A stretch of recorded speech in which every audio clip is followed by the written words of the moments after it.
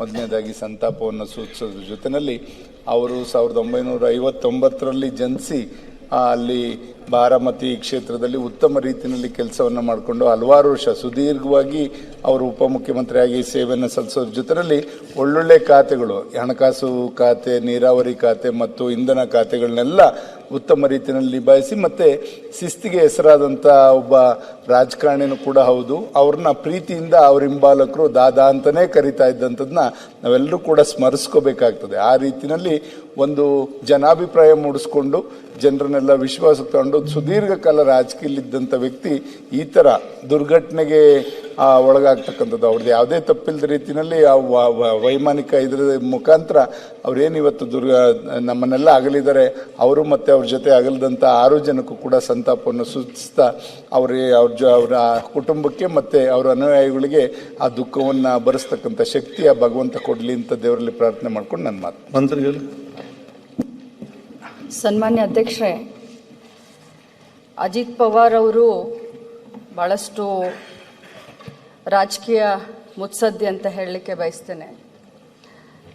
ನಾವು ಗಡಿ ಜಿಲ್ಲೆ ಗಡಿ ಭಾಗದಲ್ಲಿ ಇರೋದ್ರಿಂದ ಅಜಿತ್ ಪವಾರ್ ಅವರ ಭಾಳಷ್ಟು ಅನುಯಾಯಿಗಳು, ಅಭಿಮಾನಿಗಳು ನಮ್ಮಲ್ಲಿ ಕೂಡ ಭಾಳಷ್ಟು ಇದ್ದಾರೆ.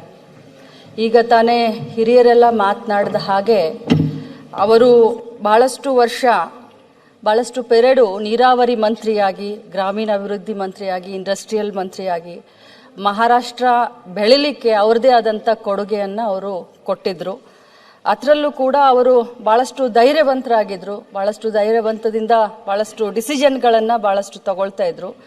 ಇನ್ನೊಂದು, ಅವರು ಜನ ಅನುರಾಗಿಗಳಾಗಿದ್ದರು. ಯಾಕಂತಂದರೆ ಬೆಳಗ್ಗೆ 6:30 ಗಂಟೆಗೆ ನಾವು ಭಾಳಷ್ಟು ಜನ ಹೇಳ್ತಾರೆ ನಮಗೆ, ಯಾಕಂದರೆ ಭಾಳಷ್ಟು ಹತ್ತಿರದ ಸಂಬಂಧಗಳು ಇರೋದ್ರಿಂದ ನನ್ನ ಕ್ಷೇತ್ರದಲ್ಲಿ ಮತ್ತು ಬಾರಾಮತಿ ಇದಕ್ಕೆ.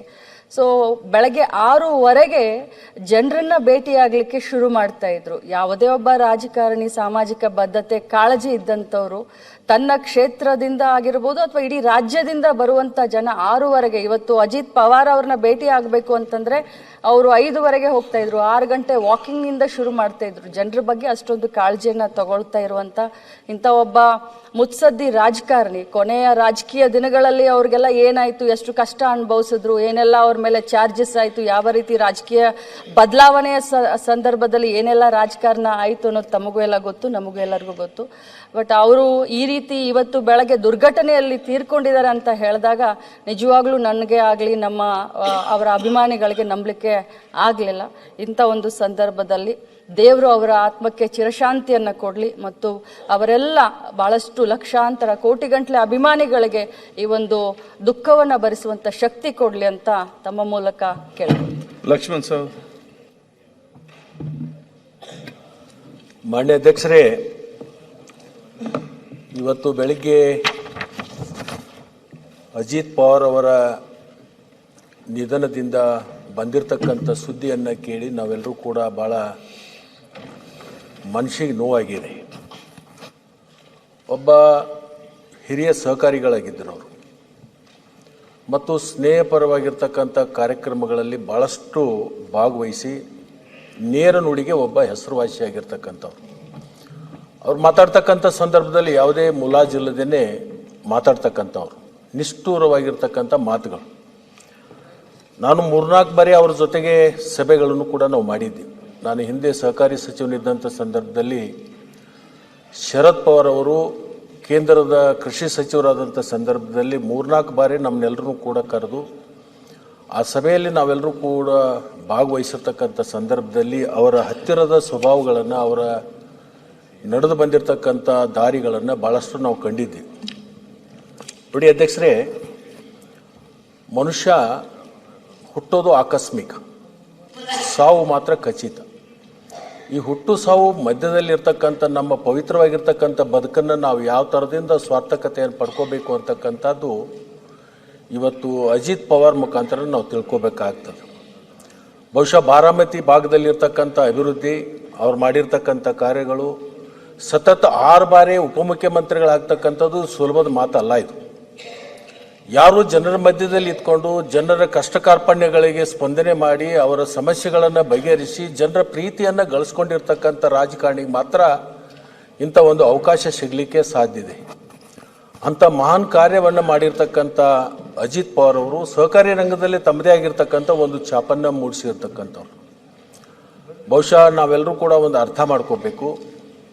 ಇವತ್ತು ಅಂಥ ವ್ಯಕ್ತಿ ನಮ್ಮ ಮಧ್ಯದಲ್ಲಿ ಎಲ್ಲದೇ ಇರತಕ್ಕಂಥದ್ದು ಒಂದು ಕ್ಷೇತ್ರಕ್ಕೆ ಮತ್ತು ಮಹಾರಾಷ್ಟ್ರ ರಾಜ್ಯಕ್ಕೆ ಆಗಲಿ ಮತ್ತು ಅನೇಕ ಕಡೆ ಅವರ ಒಂದು ಅಭಿಮಾನ ಬಳಗವನ್ನು ಕಟ್ಟಿರ್ತಕ್ಕಂಥ ಅವರೆಲ್ಲರಿಗೂ ಕೂಡ ಭಾಳ ದುಃಖ ಆಗಿದೆ.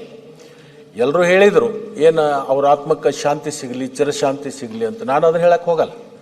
ಅಜಿತ್ ಪವಾರ್ ಅಂತ ವ್ಯಕ್ತಿ ಇನ್ನೊಮ್ಮೆ ಹುಟ್ಟಿ ಬರಲಿ ಅಂತಕ್ಕಂಥ ಮಾತನ್ನು ಈ ಸಂದರ್ಭದಲ್ಲಿ ನಾನು ಹೇಳಲಿಕ್ಕೆ ಬಯಸ್ತೀನಿ. ಯಾಕಂದರೆ ಅಂಥ ವ್ಯಕ್ತಿಗಳು ದೇಶದಲ್ಲಿ, ರಾಜ್ಯದಲ್ಲಿ ಇರಬೇಕಾಗಿರ್ತಕ್ಕಂಥದ್ದು ನಮಗೆಲ್ರಿಗೂ ಕೂಡ ಒಂದು ಸ್ವಾಭಿಮಾನಕ್ಕೆ ಒಂದು ಒಳ್ಳೆಯ ಹೆಸರು ತರ್ತಕ್ಕಂಥವ್ರು. ನಾನು ಅಜಿತ್ ಪವಾರ್ ಅವರು ಇವತ್ತು ಜಡವಾದ ಶರೀರವನ್ನು ಬಿಟ್ಟು ಸೂಕ್ಷ್ಮ ಶರೀರದೊಂದಿಗೆ ಬೇಗ ಹೋಗಿರ್ಬೋದು. ಅವರ ಸೂಕ್ಷ್ಮ ಶರೀರ ಇನ್ನೊಂದು ಜಡವಾದ ಶರೀರದಲ್ಲಿ ಸೇರ್ಪಡೆಯಾಗಿ ಮತ್ತೆ ಈ ಭೂಮಿಗೆ ಬರಲಿ, ಆ ಭಾಗದಲ್ಲಿ ಇನ್ನಷ್ಟು ಅವರ ಸೇವೆ ಸಿಗಲಿ ಅವ್ರ ಮುಖಾಂತರ ಅಂತಕ್ಕಂಥ ಮಾತನ್ನು ಈ ಸಂದರ್ಭದಲ್ಲಿ ಹೇಳಿ, ಅಂಥ ರಾಜಕಾರಣಿಗಳು ಒಬ್ಬ ಮಾಡೆಲ್ ರಾಜಕಾರಣಿ, ಒಬ್ಬ ಅಂಥವ್ರನ್ನ ನೋಡಿ ನಾವು ಭಾಳಷ್ಟು ಕಲಿತಕ್ಕಂಥ ಅನೇಕ ವಿಚಾರಗಳನ್ನು ನಾವು ನೋಡಿದ್ವಿ. ಅಂತ ಅಜಿತ್ ಪವಾರ್ ಅವರು ಮತ್ತೊಮ್ಮೆ ಹುಟ್ಟಿ ಬರಲಿ ಅಂತಕ್ಕಂಥ ಮಾತನ್ನು ಈ ಸಂದರ್ಭದಲ್ಲಿ ಹೇಳಿ ನನ್ನ ಮಾತು ವಿರಾಮ ಕೊಡ್ತೀನಿ. ಬರ್ತಾಳೆ ಗೌರವಾರ್ಥ 1 ನಿಮಿಷ ಮೌನ ವಹಿಸಿ.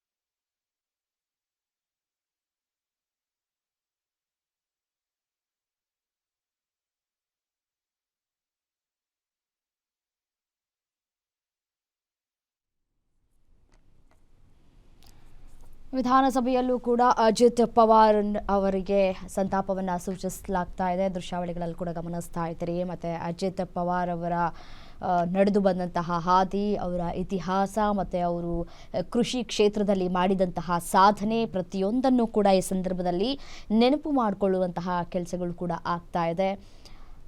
ಅದೇ ಈಗ ಹೇಳ್ತಾ ಇದ್ರು ಲಕ್ಷ್ಮಣ್ ಸವದಿ ಅವರು ನಮ್ಮನ್ನು ಅಗಲಿದ್ದಾರೆ ಅಂತ ನಾವು ಅಂದ್ಕೊಳ್ಳೋದಿಲ್ಲ. ಅವ್ರು ನಮ್ಮ ಜೊತೆಲೇ ಇದ್ದಾರೆ. ಅವರು ಮಾಡಿದಂತಹ ಸಾಧನೆ ಅದೆಲ್ಲವನ್ನ ಕೂಡ ನಾವು ನೆನಪಿನಲ್ಲಿ ಇಟ್ಕೊಂಡಿರ್ತೀವಿ ಅನ್ನುವಂತಹ ಮಾತುಗಳನ್ನು ಆಡ್ತಾ ಇದ್ರು. ಮತ್ತು ಬೆಳಗಾವಿ ಗಡಿ ಭಾಗದಲ್ಲಿ ಮಹಾರಾಷ್ಟ್ರ ಈ ಅಜಿತ್ ಪವಾರ್ ಅವ್ರ ಜೊತೆ ಉತ್ತಮ ಒಡನಾಟವನ್ನು ಕೂಡ ಇಟ್ಕೊಂಡಿರ್ತಾರೆ ಗಡಿ ಭಾಗದವರು. ಯಾಕೆಂತಂದರೆ ಒಂದಷ್ಟು ಕೆಲಸ ಕಾರ್ಯಗಳು ಕೂಡ ಆಗಬೇಕಾಗಿರುತ್ತೆ. ರಾಜಕೀಯವಾಗಿ ಅಲ್ಲದೆ ಬೇರೆ ಬೇರೆ ವಿಚಾರಗಳಲ್ಲೂ ಕೂಡ ಒಳ್ಳೆ ಬಾಂಧವ್ಯವನ್ನು ಕೂಡ ಇಟ್ಕೊಂಡಿರ್ತಾರೆ ಗಡಿ ಭಾಗದಲ್ಲಿ.